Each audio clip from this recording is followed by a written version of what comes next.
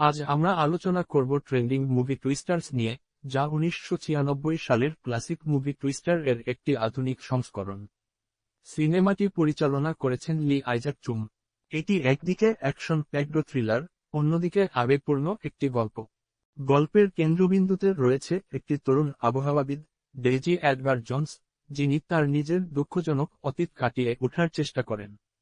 তিনি তার এক পুরনো বন্ধুর সাথে কাজ করতে গিয়ে পরিচিত হন একজন জনপ্রিয় টর্নেডো ইউটিউব চেজারের সাথে। দুজন মিলে তৈরি করেন একটি নতুন অ্যান্টি টর্নেডো প্রযুক্তি, যা তাদের স্টর্ম চেজিং মিশনকে নাটকীয় মোড় দেয়।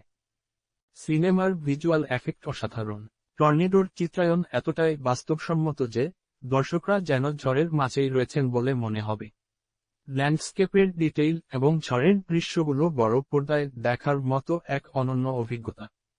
ডেইজি এডগার জোন্স এবং গ্লেন পাওয়েলের অভিনয় প্রশংসাযোগ্য।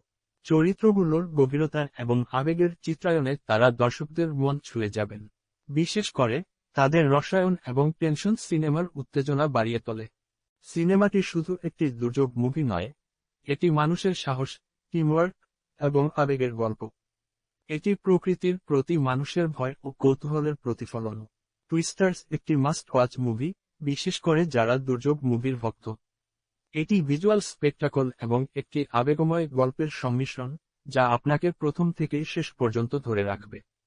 আজকের মতো এতটুকুই। আপনি যদি ইতিমধ্যেই মুভিটি দেখে থাকেন, তবে আপনার মতামত আমাদের জানাতে ভুলবেন না। আর যদি না দেখে থাকেন, তবে অবশ্যই দেখে ফেলুন। ধন্যবাদ, এবং দেখা হবে পরবর্তী রিভিউতে।